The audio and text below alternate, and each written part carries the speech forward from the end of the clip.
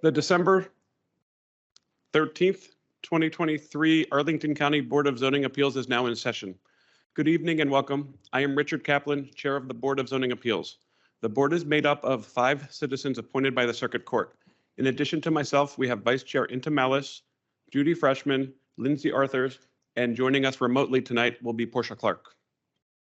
Also present is the professional staff, including Blake Bowen, Board of Zoning Appeals Coordinator, Meg Ryan, BZA Associate Planner, Brett Goldberg, BZA Associate Planner, and Stephen Rissy, Zoning PRIMS Supervisor. We thank you for being here and extend a warm welcome. To avoid disruptions, we ask that you please place your mobile device in silent mode. Before we begin tonight's hearing, we will discuss the board's powers and the procedures for tonight's hearings. The board's powers are prescribed in the Code of Virginia and are set out in further detail in the county zoning ordinance adopted by the county board. The Board of Zoning Appeals does not have the power to rezone property or to amend the regulations set forth in the ordinance. That authority rests with the county board. This board does have the authority to do 3 things. First, the BZA can approve use permits that allow modifications of placement requirements for structures on 1 and 2 family lots where there is no option in the zoning ordinance to allow such modifications. In order to approve a use permit, the Arlington zoning ordinance requires that this board find that the proposal will not adversely affect the health or safety of persons residing in the neighborhood, will not be detrimental to the public welfare or injurious to property or improvements in the neighborhood, and will not be in conflict with the purposes of the master plans and land use and zoning related policies of the county. In making these findings, the BZA shall consider whether the modification will promote compatibility of the development with the surrounding neighborhood because the structure's overall size, footprint size, and placement are similar to those of the structures on the property surrounding the lot in question, and whether the modification will help preserve natural landform, historical features, and/or significant trees or foliage. When approving use permits, the Board of Zoning Appeals may impose conditions that it deems necessary and in the public interest, including but not limited to the duration of the use permit. This board does not have the authority to grant use permits to modify requirements for expanded housing option developments. Second, the BZA can grant variances from the specific requirements of the zoning ordinance. When granting variances, the burden of proof is on the applicant to prove by a preponderance of the evidence that the strict application of the ordinance would unreasonably restrict the utilization of the property, and the need for a variance would not be shared generally by other properties, and such variance is not contrary to the purposes of the ordinance, or that the strict application of the ordinance would not unreasonably restrict the utilization of the property, or that granting the variance would alleviate a hardship due to a physical condition related to the property or improvements thereon at the time of the effective date of the ordinance, or alleviate a hardship by granting a reasonable modification to a property or improvement thereon requested by or on behalf of a person with a disability. In all variance cases, the property for which the variance is being requested was acquired in good faith and any hardship was not created by the applicant. That the variance granted will not be of substantial detriment to adjacent property and nearby properties in the proximity of the geographic area. That the condition or situation of the property concerned is not of so general or reoccurring a nature as to make reasonably practical the adoption of an amendment to the ordinance. That granting the variance will not result in a use that is otherwise permitted on the property or change the zoning classification of the property, and that the relief or remedy obtained through the variance is not available through a special exception process as provided under the zoning or subdivision ordinance. Third, the BZA can decide appeals of decisions of the zoning administrator. When deciding appeals of the zoning administrator, the board must use its judgment to determine if the administrator was correct. Now on to tonight's hybrid hearing. For those who are participating in person, on the front table, you will find a QR code linking to a copy of the application package, including the staff report for each case before us this evening. For those participating virtually, a copy of each application package can be found on the Arlington County BZA website. There is also a link in the chat for the application packages.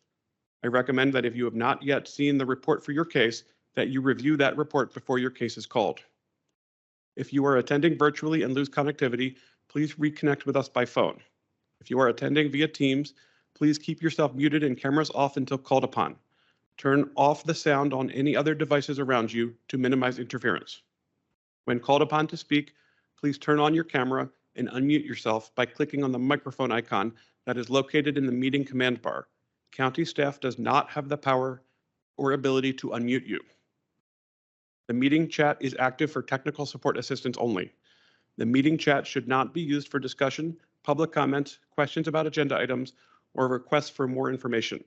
All public comments must be shared verbally or have been previously provided in writing for the record during the assigned public testimony period. This evening, staff will call each case and will provide a brief staff report and recommendation. Next, board members will ask any questions of staff they may have. Applicant or their representative will be given an opportunity to make comments to support the application or appeal. Next, all speakers for the item will be called. Speakers must fill out a speaker slip online or is available on the table in the front of the room. After we hear from all speakers for and against the proposal, the board may permit the applicant a brief opportunity to clarify any points. The board members may ask questions of any speakers, but does not permit any cross-examination or direct questioning by others. For tonight's hearing, this board has deemed the following time limits for speakers to be sufficient: 20 minutes for applicants of appeals, 5 minutes for applicants of use permits and variances. We have deemed 3 minutes for representatives of organizations and 2 minutes for individuals as sufficient. After the board has gathered all information we need and have discussed the case, we will decide the matter by voting on a motion duly made and seconded. A majority is needed to approve any motion. Please be respectful of the time allotted. This is a public forum and tonight's meeting will be recorded and posted on the county's website. All information associated with tonight's meeting, whether spoken or written, is subject to the Freedom of Information Act requirements. Any appeal from the decision of this board must be made to the circuit court in accordance with state law. After your case of interest is heard, you are welcome to stay for the balance of the session or leave at your convenience. Tonight, I have a request from a board member to participate virtually. Virginia law requires there is an in-person quorum, and as such, I will note that we have an in-person quorum for the record. Ms. Clark has requested to participate virtually because she is traveling. Ms. Clark, can you please certify that you can hear me? Yes, Richard, I can hear you. I'm here. Thank you, Ms. Clark. And on our behalf, I will certify that we can also hear and see you. Before we call the first case, we have to set our calendar for next year. I have distributed to both staff and my colleagues the proposed calendar that we have worked with staff to develop. I want to solicit my colleagues' thoughts for August. Are we going to maintain our tradition of not having a hearing in August? I would like to not have a hearing in August. August. Do we August. want to adjourn in August or schedule a hearing? Don't care. Ms. Clark, I would prefer not to meet in August. not to meet in August. Ms. Malice. I can go either way. Okay, so why don't we strike August then? Assuming that staff doesn't have any strong feelings as well. No, we have not had an August meeting for a number of years, so I don't object to that. It's certainly consistent with past practice.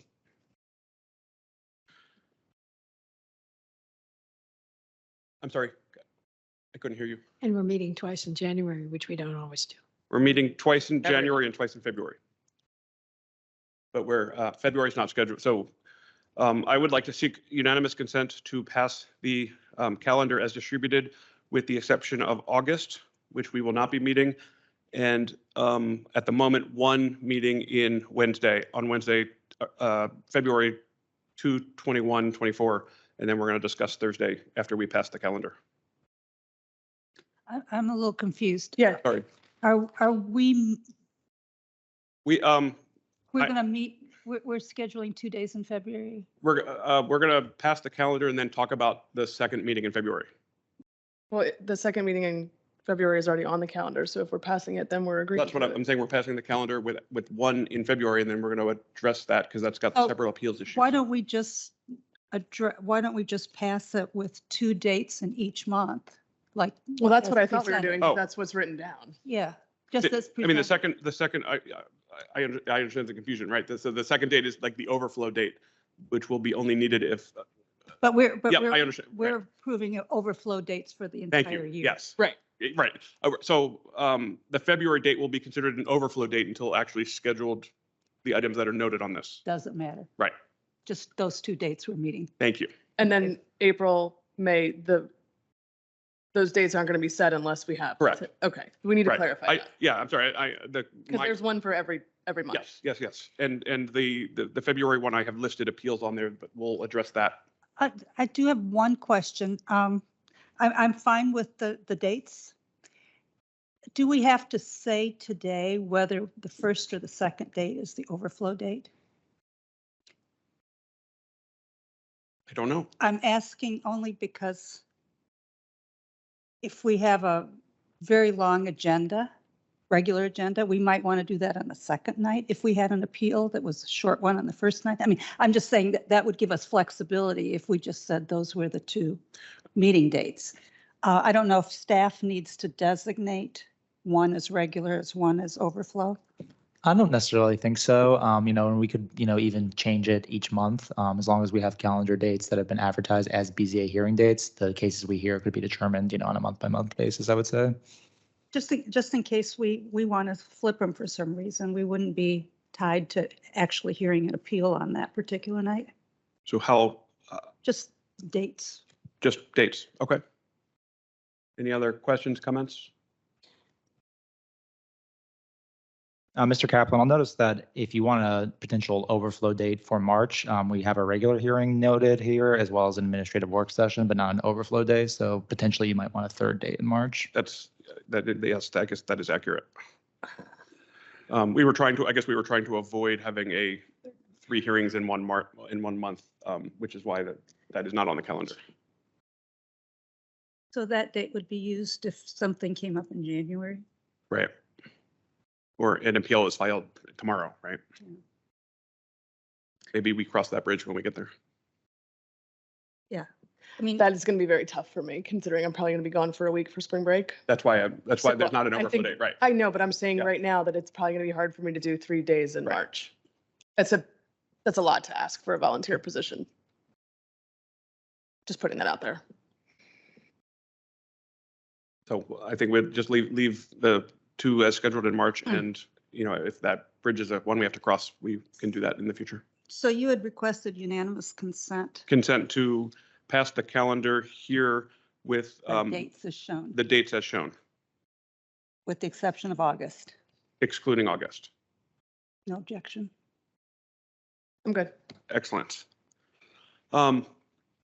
Lastly, before we call the first case, one more item is I've been working with staff on some appeals that have been filed between our last meeting and the present. We have 2 appeals that I would like to schedule for February, the second date, February 20, 2024, for an appeals hearing of ZAPP 23-006 and ZAPP 23-007. I'll note that 006, the appeal fee has been paid and is ready to go. Is that correct? Correct, Mr. yeah. Bones? And that 23-007, staff has been in contact with the appellant and that they intend to pay their fee and move forward. Yes, but they have not yet paid as of yet paid. about 15 minutes before this hearing. Correct. So we're scheduling this without them having paid. I don't think there's a problem scheduling it. It's just we wouldn't hear it if they didn't hear the, I don't like scheduling it without them paying. well, that would be a new rule. Well, that's just my opinion. When's the cutoff? So I have a cutoff. with my discussions with staff, we were going back and forth on this a little bit over the last week or 2. And I think the general thought is that, we're sufficiently far out that we should go ahead and get a date on the schedule because there could be potentially stop work orders that affect third parties that are the subject of the appeal, but not a party to the appeal. And that we need a mechanism to be able to move this forward.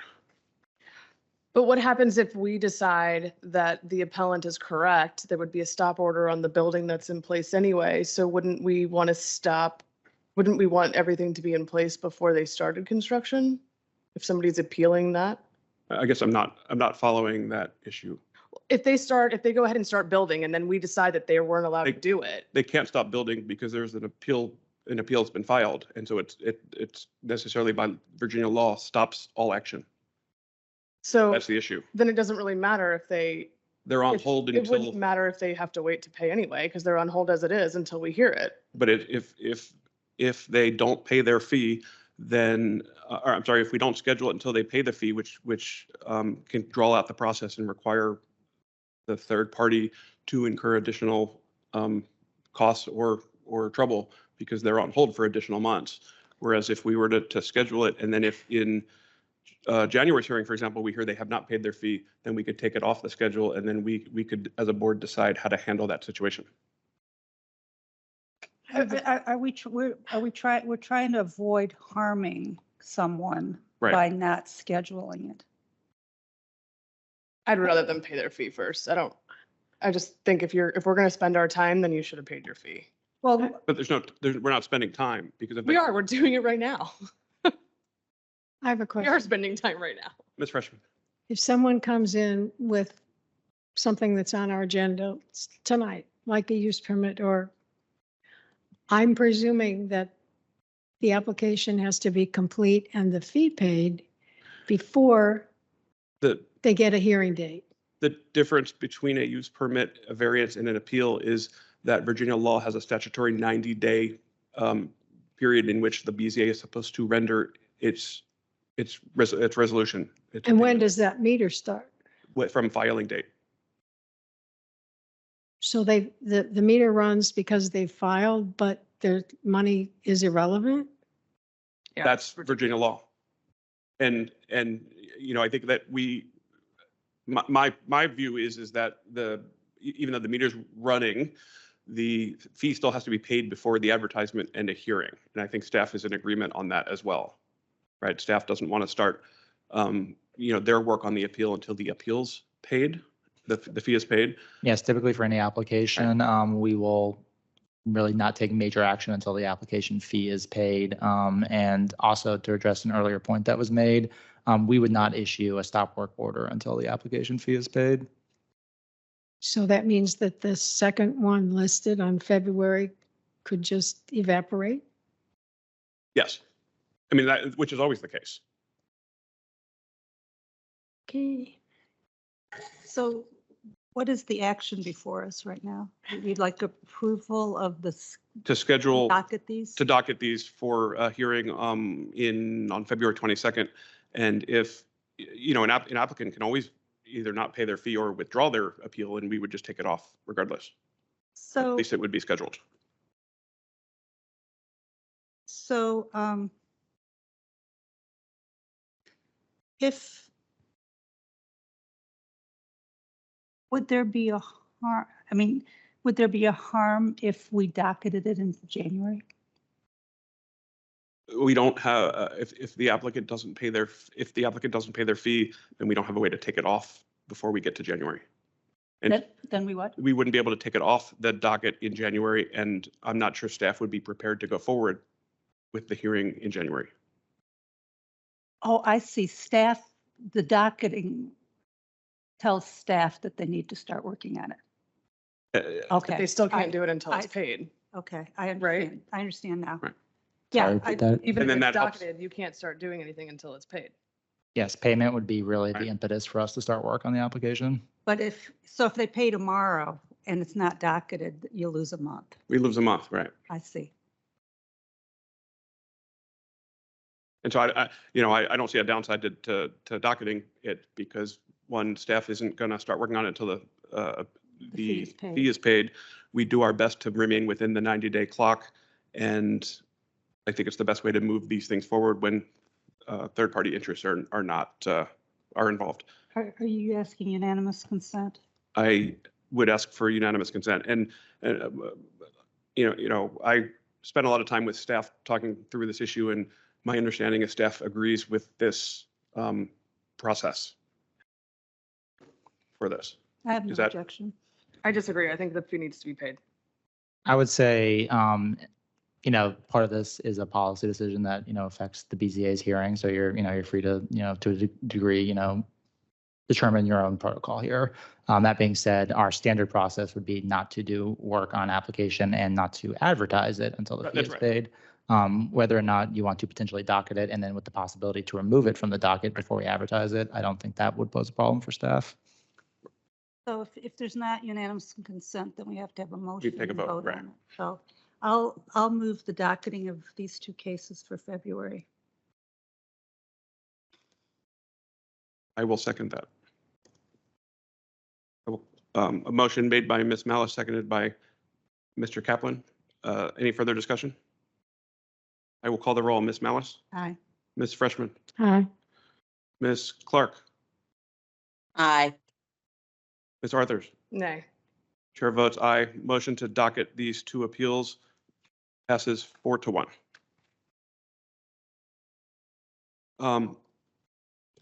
Mr. Bowen, can you call the next case? First case. Finally. Yes, Mr. Kaplan, just a moment. All right, the first case on our agenda tonight is a carryover case. It's case number V-11877-23-UP-1. It's a use permit request by Sean Nazmian on behalf of Nadim Iqbal and Sahara Javed, the owners, to permit a left side setback of 3.9 feet to the eaves, 4.2 feet to the balcony, and 4 feet to the deck instead of 6 feet to the eave, balcony, and deck as required, and to permit a right side setback of 8.6 feet to the addition wall instead of 10 feet to the wall as required, and to permit a total aggregate side yard width of 12.1 feet instead of 18 feet as required regarding a second-story left side addition, a two-story rear addition with basement, a second-story balcony, and a left side addition to an existing one-family dwelling in the R5 zoning district on the premises known as 1027 19th Street South within the Arlington Ridge Civic Association. Staff recommends that the board adopt the attached proposed resolution granting the use permit request with conditions, and we do not have any supplemental materials for this case, nor do we have any speakers who have signed up. Thank you, Mr. Bowen. Do my colleagues have any questions for staff? The applicant is with us. Yes. Would you like to speak to your application? I think we're very much set with what we had. We had. I'm sorry, can you raise the podium up? Yeah, I can't hear you. The podium. It's on the right side, down below. The whole The whole thing podium moves up. comes up. Sorry. It's weird. We got it. Okay, thank you. Sean Nazemian, I'm the applicant. Homeowners are here. Also, Mrs. Nadim and Mr. Sarah, both of them are here. Just the application stays the same. We had one of our neighbors in the back that had an objection as far as the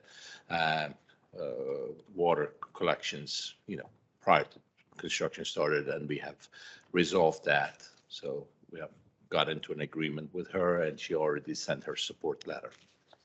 Yeah. I always like it when neighbors resolve their disputes without us having to Good. make a decision. Yeah. Thank you. Do my colleagues have any questions for this applicant? Mr. Chairman, Ms. I'm Malice, prepared to make a motion. please. I move that the Board of Zoning Appeals approve the attached proposed resolution granting use permit V-11877-23-UP-1, subject to the conditions listed. Second. A motion made by Ms. Malice and seconded by Ms. Freshman. Is there any further discussion? Hearing none, I will call the roll. Ms. Malice? Aye. Ms. Freshman? Aye. Ms. Clark? Aye. Ms. Arthurs? Aye. Chair votes aye. The motion to pass this use permit passes 5-0. Enjoy your new project. Thank you. Appreciate your help. Mr. Bowen, can you call the second case, please? Yes, Mr. Kaplan. The second case on the agenda is also a carryover case that has been revised since the BZA last heard it. It is case number V-11894-23-UP-1. It is a use permit request by Expediators Plus Incorporated on behalf of Khalid El Nigni and Nabila Asaf, the owners, to permit a right side setback of 5.5 feet to the carport, 5 feet to the carport eave instead of 10 feet to the carport, 6 feet to the carport eave as required, and to permit an aggregate side yard width of 13.4 feet instead of 18 feet as required regarding a new front porch and carport addition to an existing one-family dwelling in the R6 zoning district on the premises known as 4635 24th Street North within the Old Dominion Civic Association. Staff recommends that the board adopt the attached proposed resolution granting the use permit request with conditions. Similar to the last case, we do not have any speakers who have signed up to this case, nor do we have any supplemental materials. Thank you, Mr. Bowen. Do we have any questions for staff? I do. Ms. Malice? One of the neighbors responded in a particular way, and I wondered if, from staff standpoint, it has any meaning or significance. And that was that they stated they preserve all decisions and rights for any future purchaser. Does that mean anything from the county standpoint? Which, Ms. Malice, could you please Okay. point out the specific email? So it's in the summary. There's a summary page right after the calculations. Well, no, right after the next page after the calculations. It's from the applicant, and it's addressed to Dear BZA. And Okay, gotcha. I see that now. and Thank you. So you see the trust of Elise May Snyder is the last one noted. And Ms. Malice, I think there's also a letter on And- page 27. Yeah, and I think there is you have page, yeah, we don't. I'm looking page online. number, yeah. And there is actually a letter to that effect, but I think that's an accurate representation of what the letter said. Just wondered from the county standpoint, does that have any significance to you? In my interpretation of that remark, I read it as, the kind of the landlord or the property owner there did not object personally and was not taking a stand, to the extent that a future resident might live there. They don't want to speak for them, but I would not say that that has any effect on, unless the BZA were to condition an approval in some way. I don't think that document alone will have any effect on how an approval would be interpreted or enforced. I actually didn't really know what it even meant. To preserve rights for the future, given that we're making a decision tonight. Mhm. I interpret, It's just like we're going to cover our, I interpreted that to mean that the owner didn't really appreciate what they were being asked for and wanted the decision to be not theirs, right? Okay. Thank you. Any further questions? Is the applicant with us? I'm not sure. This is Nabila Asaf. I'm the resident and homeowner, so I'm not sure if that's who you're looking for, or if it's our contractor. And hi, this is Robert and Suzanne Kalman with Skill Construction and Design. We're the contractor listed on the application. The architect, we're standing in for the architect. She is unfortunately out of town. Could you identify yourself, please? Robert and Suzanne Kalman with Skill Construction and Design. Is there a signed thing from them? Sorry, I was trying to get my monitor working. I don't know what I did.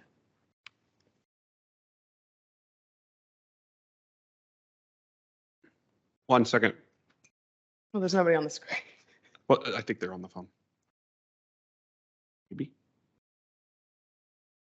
I see Miss Asaf is the property owner name, and I see that she's logged in online. There we go. Yes, that's me. And we have an authorization form for Miss El Gindi. I don't think we do. Do we have an authorization form or? I did sign one. Yes, me and my. Yeah, we husband have one signed for Miss El Khalid El Gindi. That's my husband. Is that you? I It's my see husband. nodding heads. Okay. Ms. Malice, do you have a concern? No. Okay. I'm just trying to figure out. who's I'm in sorry. first. Okay, please go ahead. Would you like to speak to your application? Oh, me? Are you asking me to? You or your construction and design Yes. person. Just to describe the application, yes, it's for a carport on the side of the house. And so the application is because we have a very narrow lot, was to be able to construct the carport with a sufficient width to be able to accommodate a vehicle. Thank you. Do my colleagues have any questions for the applicant? Motions.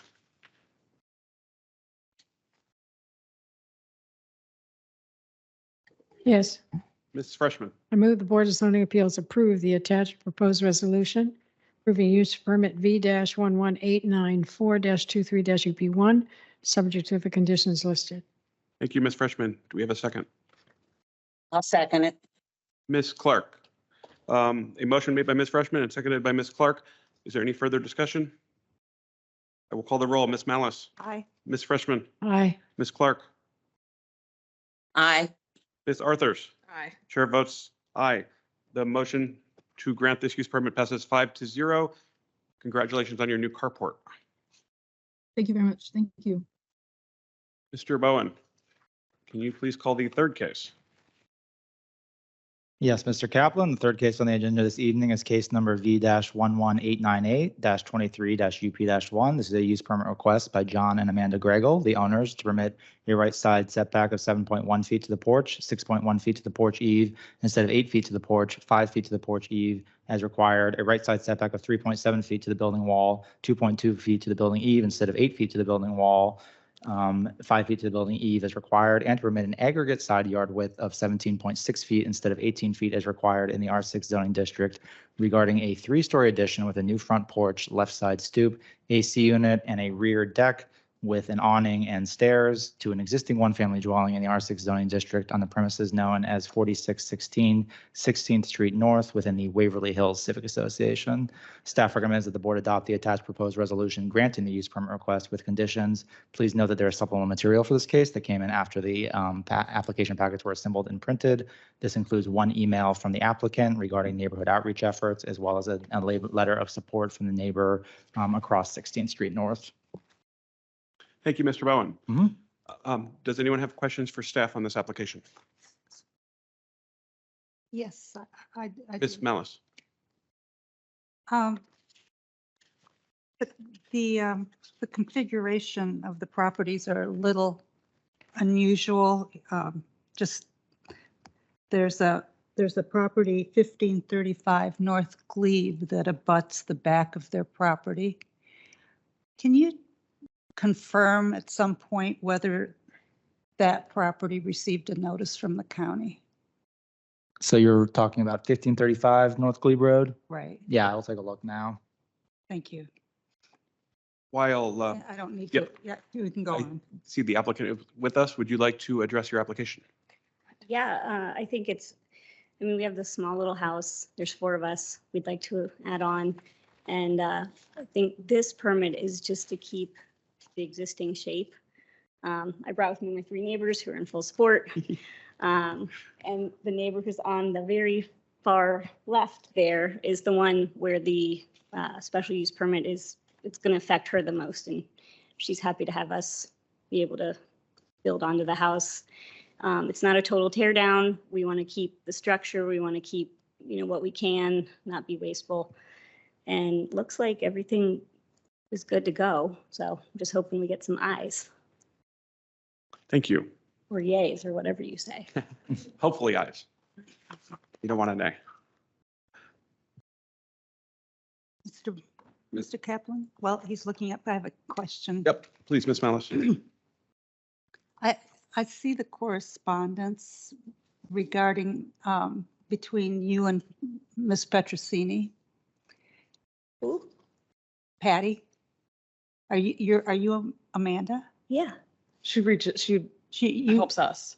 Oh, you wrote her an email.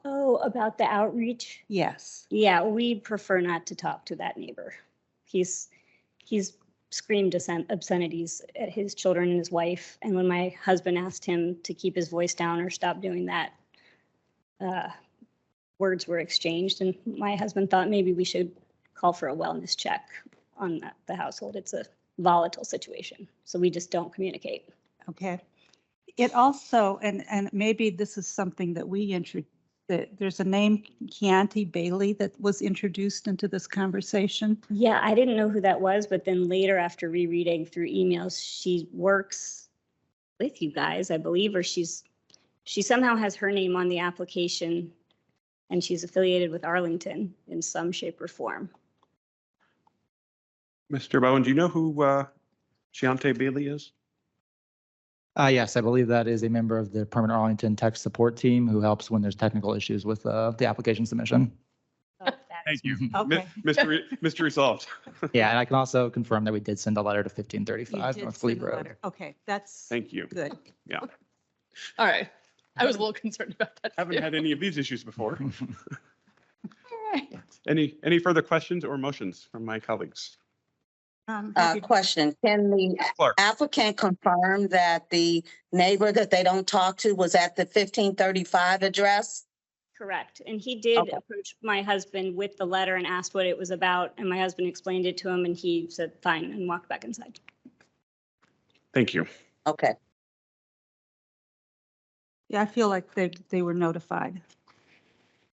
Mr. Chairman, Ms. Malice.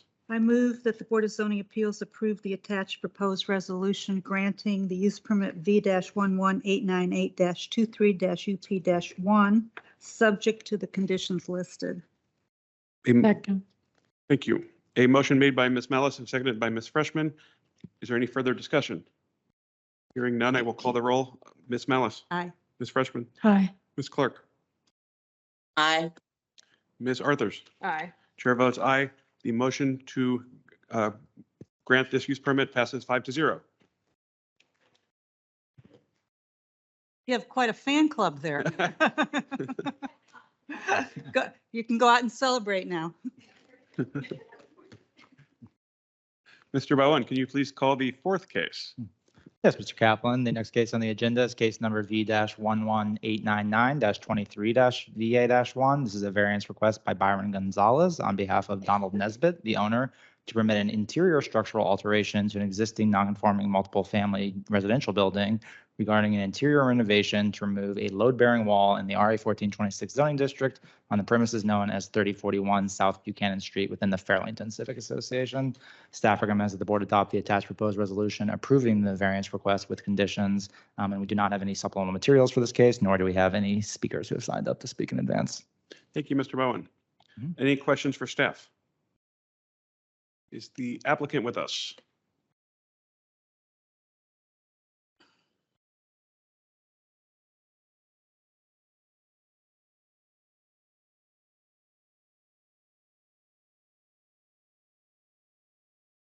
Mr. Goldberg, do we think the applicant is virtual from the participant list I'm currently not seeing the applicant online. Or the Double agents. Checking now. or the agent? Who is, let's see. Byron Gonzalez. Byron Gonzalez. Do we want to continue without the applicant? Can we continue without the I don't applicant? think we usually do. Can we table this? Can we just table Table this this to the end of our agenda? I seek unanimous consent to table this agenda item number 4 to the end of the agenda. Yes. Yes. No objections. Thank you. Mr. Owen, can you please call the fifth case? Yes, please. Just a moment. Thank you for that, Ms. Malice. That had not crossed my mind. All right, so we will then move on to the next case on the agenda, which is case number V-11900-23-VA-2. This is a variance request by Katie Atwater of FGM Architects on behalf of Arlington County Board, the owner, to permit a wall height of 10 feet instead of 7 feet as required regarding a new walls to screen mechanical equipment and dumpsters for a newly constructed fire station on a corner lot in the S3A zoning district on the premises known as 4845 Langston Boulevard within the John M. Langston Civic Association.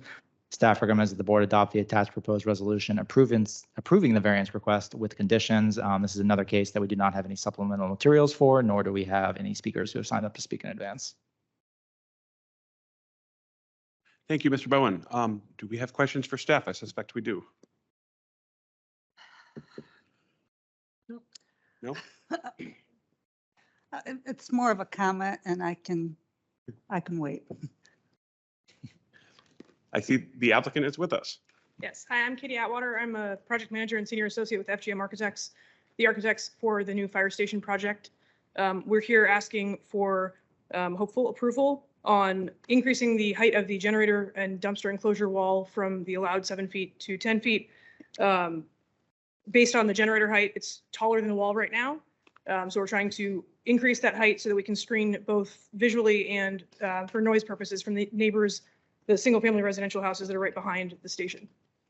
Thank you. Do we have questions for this applicant? Just to be clear, do you need, would 7 foot have done it in any part of the lot or the? Yeah, so part This- of, I think the staff report shows the fire station property, the grade is approximately 3 feet lower than the neighboring adjacent properties. There's an existing retaining wall there. So if the 7 foot were measured from the higher portion of that wall, we would be fine. It's being measured from the lower part where the fire station is, and that's where the discrepancy is. Thank you. Motion? Just, I have a, before, so my comment was that I think staff's reasoning might have been a little tortured. In other words, the intent is fine. I'm not sure I agree with the reasoning for approving this. I believe that this site can be utilized for a fire station regardless of the wall height. So I don't agree to say that that can't happen. I do agree that, you know, you can have a variance based on topography. And that's what I would do. So if we were to move the staff resolution, I would make one small change to say that the site can be utilized for a fire station. It just, you know, the topography is what causes the variance to happen. That's my opinion. And I have a quick comment before we have an itching motion, I see. I just wanted, because the county is involved, I just wanted to make a brief statement for the record that I do intend on supporting this, but I also just wanted to draw a distinction to a case that we heard in March where I voted against a similar variance. And I voted against a case in March where there was a dumpster on a neighboring property that was elevated on a platform, and the property involved was a foot lower. And so in here, the issue is on this property, not a neighboring property, and it's also 3 feet versus 1 foot, which is a big difference, a bigger difference. And so, like I said, just because the county was involved, I wanted to just make that statement for the record to, you know, avoid any appearance of favoritism to the county. I think I have the favoritism to the county. It doesn't bother me at all. But if we do make a change to the resolution, I think it's important to not say that it's used as a fire station, just the utilization of the property, because Right. we don't get into use. Sure. So the first whereas, it's the Yeah. first whereas I would add would not unreasonably restrict. Right, as long as we don't put fire station No, in there. I'm good Yeah. with that. Would not restrict its use. But the second whereas, it would alleviate a hardship due to a physical condition of the property. And I would. Because we only need to find one or the other. We don't need Yeah, to find both. we don't have to Correct. find both. Okay.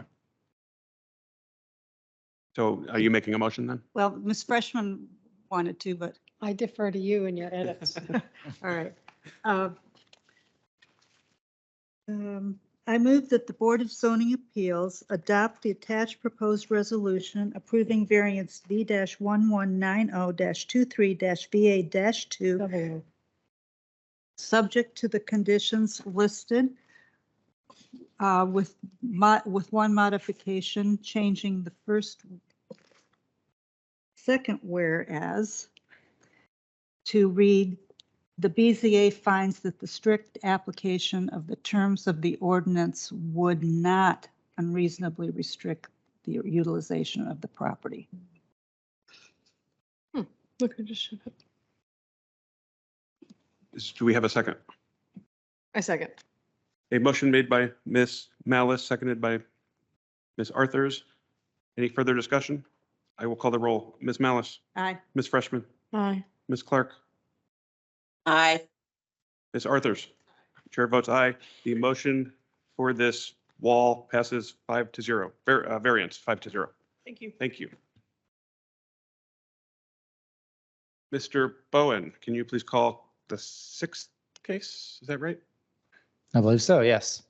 The 6th case on the agenda tonight is case number V-11901-23-VA-1. This is a variance request by Stonebridge Outdoor Living LLC on behalf of Laurette Binhold Saman, the owner, to permit a lot coverage of 42.31% instead of 32% as required regarding a new sunroom addition above an existing deck to an existing one-family dwelling on a pipe stem lot in the R10 zone district on the premises known as 2210 24th Street North within the Woodmont Civic Association.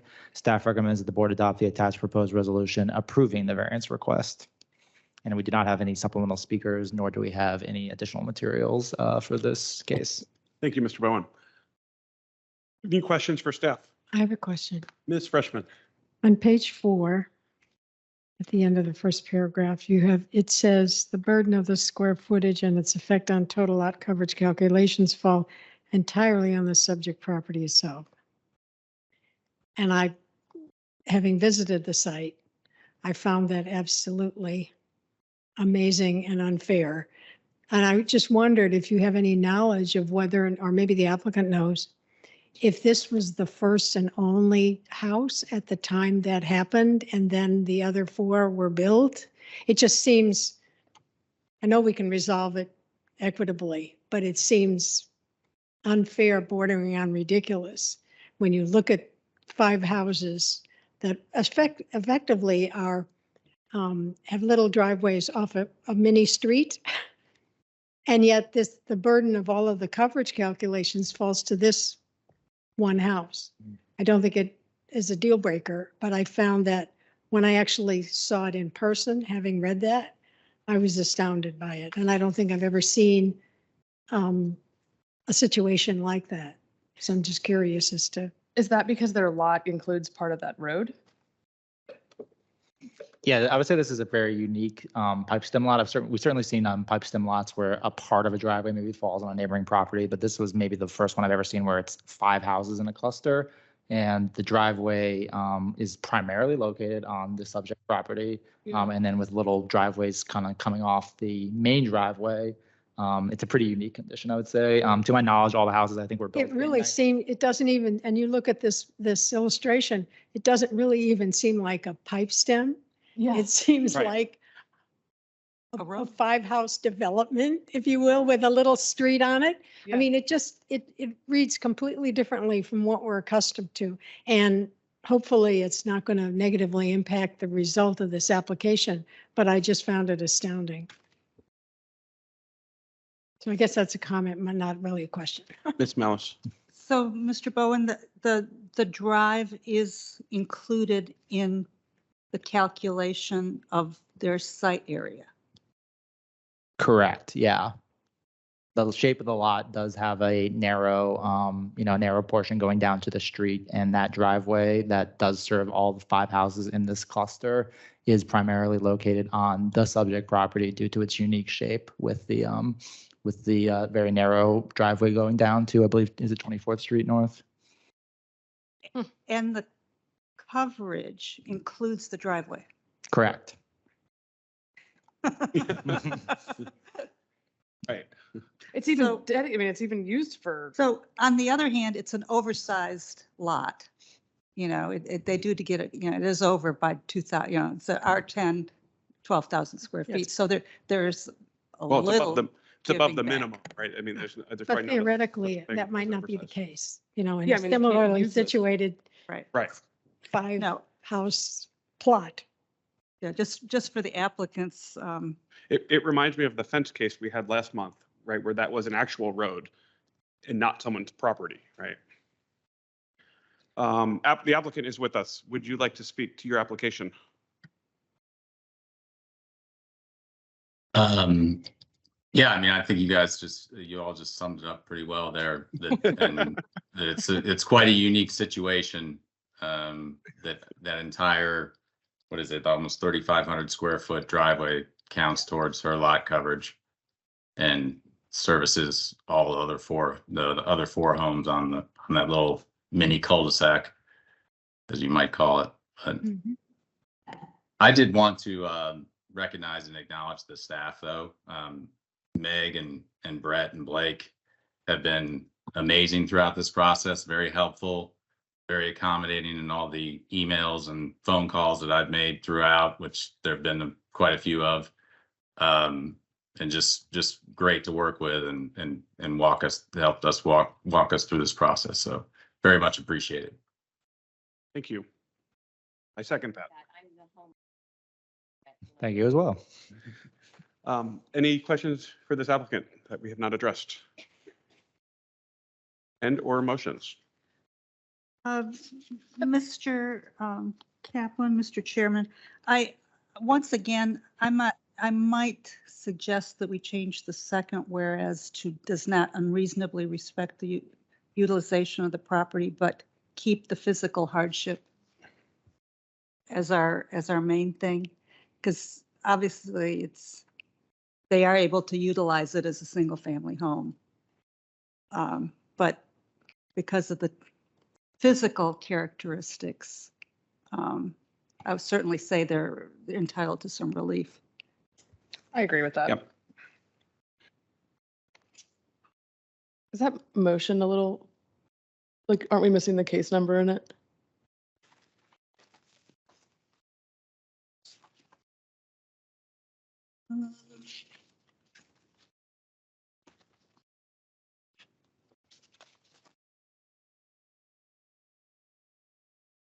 Oh, yes. Right? I was getting ready to Yeah. read it and I was like, something's not gonna work. That's not Just gonna work. start it off as, regarding case number, read the case number off the, Yeah, right below it. off. But of then I the- started doing that in my head and I was like, are there words before it? I'll make a motion if everyone's ready. Miss Arthurs. I move that the Board of Zoning Appeals approve the variance request for case number V-11901-23-VA-1, subject to the conditions listed. I hope that was right. And Miss, I would. With the second that. revisions. Yeah, I would second that and ask unanimous, okay, with the revision, second. a motion by Miss Arthurs and seconded by Miss Malice for the approval as advertised with the one correction or one change. To the second whereas. Any further discussion? To the second whereas, any further discussion? I will call the roll. Miss Malice. Aye. Miss Freshman. Miss Clark. Aye. Miss Arthurs. Aye. Chair votes aye. The vote passes 5-0, but stay tuned for the use permit. I have to say, your Oh. neighbors better sign off on this. Can you please call the associated use permit? Yes, Mr. Kaplan. The next case on the agenda is case number V-11901-23-UP-1. This is the associated use permit, as you mentioned, a use permit request by Stonebridge Outdoor Living on behalf of Lorette Binhold Saman, the owner, to permit a west side setback of 20 feet to the sunroom, 19 feet to the eve instead of 25 feet to the sunroom, 21 feet to the eve is required, and to permit a southwest side setback of 23 feet to the sunroom instead of 25 feet is required regarding a new sunroom above an existing deck to an existing one-family dwelling on a pipestem lot in the R10 zoning district on the premises known as 2210 24th Street North within the Woodmont Civic Association. Staff recommends that the board adopt the attached proposed resolution granting the use permit request, subject to the conditions listed. We do not have any supplemental materials nor speakers for this case, but I would note that staff mentions an alternative resolution in the first page of the staff report, and we ultimately did not create an alternative resolution, so there is only one proposed resolution. Thank you, Mr. Bowen. Any questions on the use permit for staff? Make a motion. Motion. This one's correct. This one I can just read. Move that the Board of Zoning Appeals adopt the attached proposed resolution granting the use permit request with conditions. Oh, for V dash, this is not right either. For V dash 11901-23-VA-1. Second. A motion made by Ms. Arthurs and seconded by Ms. Freshman. Is there any further discussion? I will call the roll. Ms. Malice. Aye. Ms. Freshman. Aye. Ms. Clark. Aye. Ms. Arthurs. Aye. Chair votes aye. Motion to grant the use permit passes 5-0. Congratulations. Enjoy your sunroom. Thank you. I hope it doesn't snow too much for your sake in that driveway, Yeah. right? Thank you all very much. Mr. Bowen, I believe it was case number 3 that we tabled. Can you please Four. bring us 4? Thank you. Can you bring us back to the 4th case, a variance, I think. Yes. Yeah. Would you like me to read the full case language or just the case number?